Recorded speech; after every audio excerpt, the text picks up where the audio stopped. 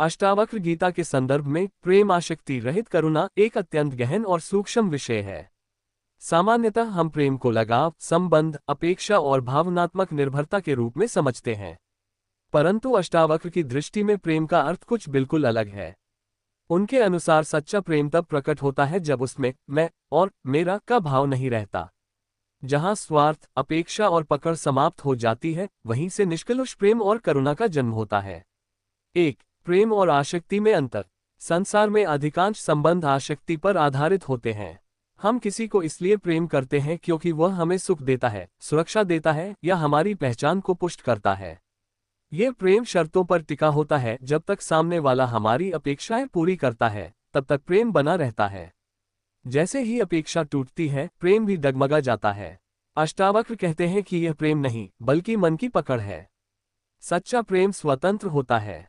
उसमें अधिकार नहीं होता, बंधन नहीं होता, नियंत्रण नहीं होता। वह केवल स्वीकार है, जैसा है वैसा ही पूर्ण है। जब प्रेम में आसक्ति नहीं रहती, तब वह मुक्त हो जाता है। ऐसा प्रेम किसी को बांधता नहीं, बल्कि स्वतंत्र करता है। 2. करुणा का वास्तविक स्वरूप। करुणा सामान्यतः दया या सहानुभूति के रूप में समझी जाती है, परंतु अष्टावक्र की करुणा अहंकार से मुक्त होती है। उसमें मैं मदद कर रहा हूं का भाव नहीं होता। जब तक मैं बचा है, तब तक करुणा भी सूक्ष्म अहंकार से रंगी रहती है। आसक्ति रहित करुणा का अर्थ है दूसरे के दुख को देखकर सहज प्रतिक्रिया होना, परंतु भीतर से असंपृक्त रहना। जैसे आकाश बादलों को गुजरते हुए देखता है, पर उनसे बंधता नहीं। ज्ञानी व्यक्ति संसार में रहते हुए भी भीतर से साक्षी बना रहता है। उसकी करुणा स्वाभाविक होती है, प्रयत्न से नहीं। 3. साक्षी भाव और प्रेम। अष्टावक्र का पूरा उपदेश साक्षी भाव पर आधारित है। वे कहते हैं, तुम शरीर नहीं हो, मन नहीं हो, तुम शुद्ध चैतन्य हो। जब व्यक्ति स्वयं को शुद्ध साक्षी के रूप में जान लेता है, तब उसके भीतर का भय और अभाव समाप्त हो जाता है। और जहां भय नहीं है, वहां पकड़ भी नहीं है। साक्षी भाव में स्थित व्यक्ति का प्रेम सहज होता है।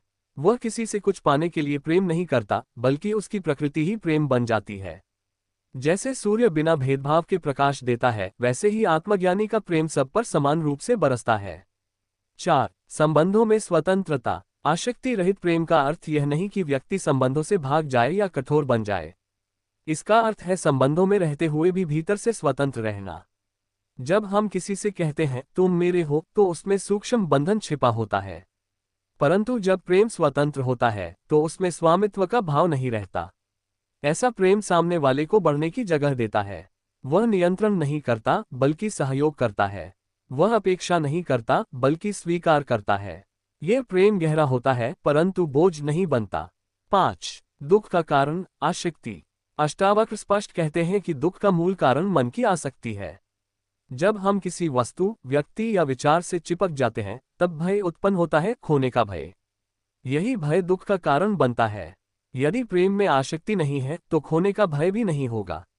तब प्रेम शुद्ध आनंद बन जाता है। वह परिणाम से बंधा नहीं रहता। ऐसा प्रेम अनंत और स्थायी होता है। 6.